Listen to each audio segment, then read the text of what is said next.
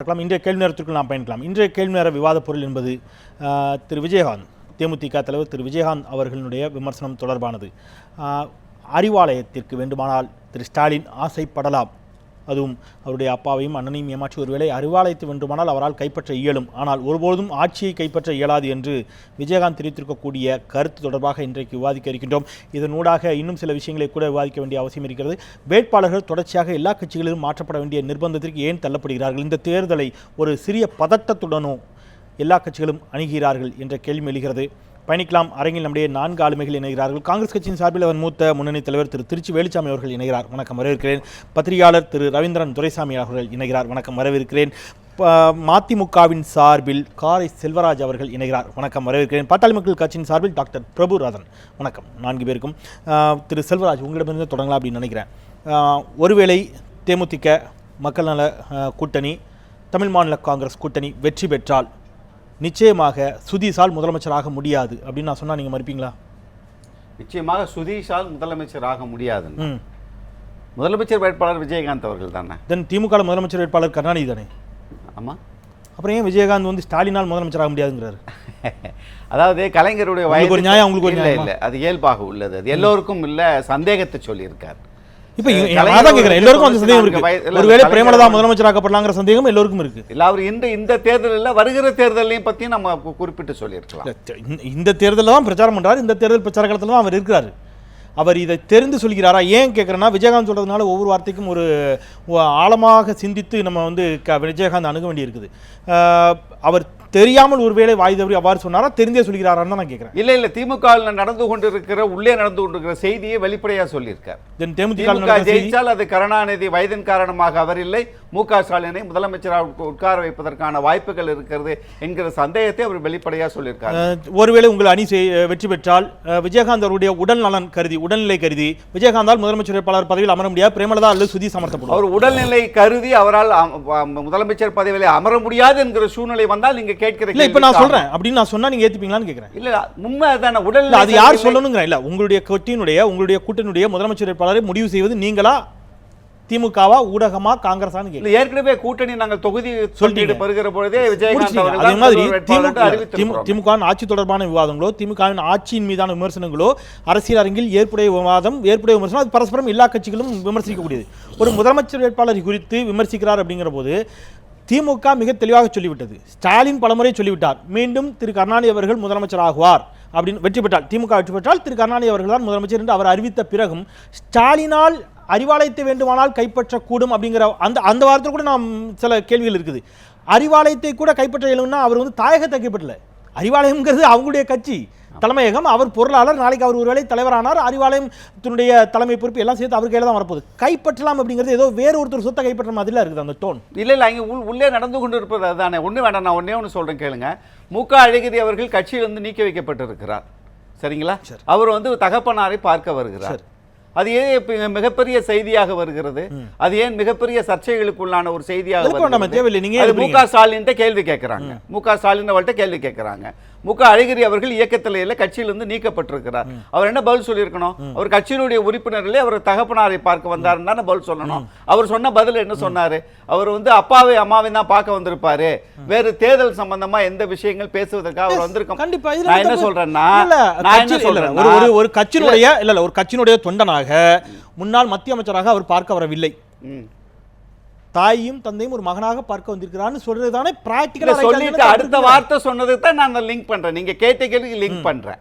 ஏன்னா மக்கள் மத்தியில், கட்சிக்காரவங்க மத்தியில் மு.க. அழகிரி வந்துட்டு போயிருக்காரு, ஏதோ ஒரு மாற்றம் வந்து விடுமோ, மனது மாறி மீண்டும் அந்த மு.க. அழகிரியை கட்சியில இணைத்து விடுவார்களோ, அவர் வந்து இந்த வேட்பாளர் தேர்வு நடந்து கொண்டிருக்கிற நேரத்தில் அவருடைய ஈடுபாடும் அதில் வந்து விடுமோ என்கிற ஐயம் இருக்கிற காரணத்தினால்தான் மு.க. ஸ்டாலின் அவர்கள் அடுத்த வார்த்தையை பதிவு பண்றாங்க, கட்சிக்காரர்களுக்கு தெளிவுபடுத்துறதுக்காக. அதே மாதிரி எங்களை கேப்டன் விஜயகாந்த் அவர்கள் உள்ளே இந்த தேர்தலில் ஒருவேளை வெற்றி அடைந்தால், ஒருவேளை திமுக வெற்றி அடைந்தால் கலைஞர் இல்லை 6வது முறையாக ஸ்டாலினை முதலமைச்சர் ஆக்குவதற்கான அத்தனை நடவடிக்கைகளும் திமுகவில் நடந்து கொண்டு இருக்கிறது என்பதை வெளிப்படையாக கேப்டன் விஜயகாந்த் இதே அரங்கில் அந்த இடத்தில் திரு சந்திரகுமார் அவர்கள் தேமுதிகவினுடைய சட்டப்பேரவை கொறடாக இருந்தவர், சட்டப்பேரவை உறுப்பினராக இருக்கக்கூடியவர் சொன்னார், கட்சி எந்த இடத்துலையும் விஜயகாந்துடைய கட்டுப்பாட்டிலே இல்லை, முழுக்க எங்களுடைய அந்நியாரினுடைய கட்டுப்பாட்டில் இருக்கிறது, விஜயகாந்தே அந்நியாரின் கட்டுப்பாட்டில் தான் இருக்கிறார், இவை எல்லாமே அந்நியாரினுடைய நடவடிக்கைகள் மட்டும்தான் சொல்றாரு. அது அப்படியே எடுத்துக்க முடியுமா? அது கூலிக்கு மாரடிக்கிறவங்க சொல்றதெல்லாம் எடுத்துக்க முடியுமா?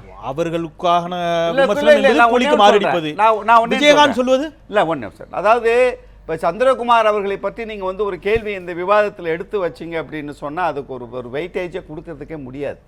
ஏன்னு கேட்டிங்கன்னா அவர் ஆரம்பத்திலேருந்து இயக்கத்திலேருந்து வெளியே போனதுலேருந்து அவர் வைத்த குற்றச்சாட்டுகள் இப்போ போய் செட்டில் ஆகிருக்கிறது. எப்படி செட்டில் ஆகிருக்காங்கன்னு பார்த்தீங்கன்னா அவர்கள் கடனெல்லாம் அடைக்கப்பட்டு அவர்களுக்கு தேவையானதெல்லாம் சென்றடைந்தது.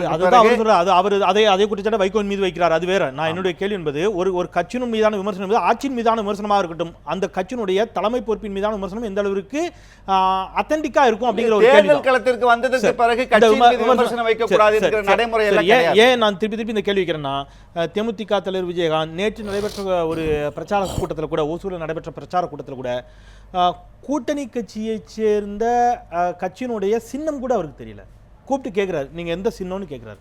நீங்கள் மதிமுக என்ன சின்னத்தில் போட்டிடுறீங்கன்னு தெரியாமல் நான் இங்கே நின்னா நீங்கள் என்ன எந்த அளவுக்கு மதிப்பீடு செய்வீர்கள்? ஒரு கூட்டணி கட்சியினுடைய சின்னத்தை தெரியாதவரை நீங்கள் எப்படி முதலமைச்சர் வேட்பாளராக முன்னிறுத்தீங்க? சின்னத்தை தெரியாதவர் இல்லை. ஒரு கூட்டத்தில் பொதுக்கூட்டத்தில் பேசிக்கின்ற ஒரு பொழுது ஒரு 6 கட்சிகளை வரிசைப்படுத்தி பேசிக்கொண்டு இருக்கிறது ஒரு தடங்கள் வருகிற போது அதை கேட்டு தெளிவுபடுறாருன்னு எடுத்துங்களேன்.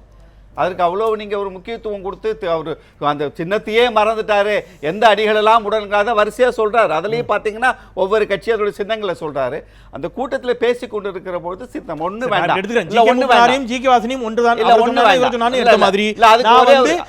அறிவாள் சுத்தியல் நட்சத்திரத்தை சொன்னால் என்ன, கதிர் அருவாளை சொன்னால் என்ன எடுத்து இல்லை. அதுக்கு நான் ஒரே ஒரு சின்ன உதாரணம் சொல்கிறேன். இன்றைக்கு கனிமொழி அவர்கள் பிரச்சாரத்தில் பேப்பரில் எழுதி கொடுத்துருக்காங்க. அவர் சொல்லியிருக்கிற தமிழில் எழுதி கொடுத்த அந்த கிராமங்களுடைய பெயரெல்லாம் தவறாக உச்சரித்து திரும்ப கீழே இருக்கவங்க கூப்பிட்டு நீங்கள் வாசிக்கிறது தவறு அப்படின்னு சொல்றது பிறகு திருத்திருக்காங்க. அப்போ தமிழில் எழுதி கொடுத்தவங்களை தப்புன்னு சொல்லுவீங்களா, இல்லை தமிழை வந்து கனிமொழி அவர்களுக்கு படிக்க தெரியலேன்னு சொல்லுவீங்களா? அந்த நேரங்களில் ஏற்படுகிற சிறு சிறு தடங்கள் எல்லாம் வந்து பார்த்தீங்கன்னா இது ஒரு பெரிய மிகப்பெரிய விவாத பொருளாக கொண்டு வருவதற்கான வாய்ப்பு இல்லை. எந்த அளவுக்கு சரியான அப்படின்னு தெரியல. நான் திருப்பி வரேன். திரு பிரபுரதன், திராவிட கட்சிகள் அச்சத்தின் காரணமாகவே தோல்வியை சந்திக்க நேரிடுமோ என்ற அச்சத்தின் காரணமாக தொடர்ச்சியாக வேட்பாளர்களை மாற்றிக்கொண்டிருக்கிறார்கள் அப்படின்னு திரு ராமதாஸ் அவர்கள் ஒரு விமர்சனத்தை முன்வைத்திருந்தார். இன்றைக்கு உளுந்தூர்பேட்டையில் விஜயகாந்திற்கு எதிராக நிறுத்தப்பட்டிருந்த வேட்பாளரை மாற்றி அதற்கு பதிலாக திரு பாலு இன்றைக்கு வேட்பாளராக நிறுத்தப்பட்டிருக்கிறார். மாம்பழம் என்ற சின்னத்திற்கு இல்லாத வலிமை, உங்களுடைய நிறுவனர் மருத்துவர் ராமதாஸ் அவர்களுக்கு இல்லாத செல்வாக்கு, உங்களுடைய முதலமைச்சர் வேட்பாளர் டாக்டர் அன்புமணி ராமதாஸ் அவர்களுக்கு இல்லாத செல்வாக்கு திரு பாலு அவர்களால் விஜயகாந்தை வீழ்த்த முடியும் என்று நீங்கள் நம்புகிறீர்களா? இதையெல்லாம் தாண்டி பாலுக்கு தனிப்பட்ட செல்வாக்கு இருக்குது அப்படின்னு நம்பி தான் நீங்கள் வேட்பாளர் மாற்றினீங்களா? அதாவது சார், இப்போ உளுந்தூர்பேட்டையை பொறுத்தவரையில் விஜயகாந்த் அவர்கள் எலெக்ஷனில் நிற்கிறாரு. அவர் முன்னாடி எங்கேருந்து வந்தார்னா ரிஷிவந்தியன் தொகுதியிலேருந்து வரார். ஒரு தொகுதி மாறி நிற்கிறதே, ஒரு எம்எல்ஏ தன்னோட கான்ஸ்டிடுவன்சிலேருந்து வேற ஒரு தொகுதிக்கு மாறி நிற்கிறது, அது மிகப்பெரிய ஒரு சரிவு. அப்போ அந்த ரிஷிவந்தியம் தொகுதியில் அவர் சரிவர அவரோட மக்களோட நம்பிக்கை பெறலன்னு தான் அர்த்தம். அதனால தான் பதிவு பண்ணுங்க. ஐ திங்க் ரவீந்திரன் துரைசாமி ஒரு பட்டியலே கொடுக்கக்கூடும்.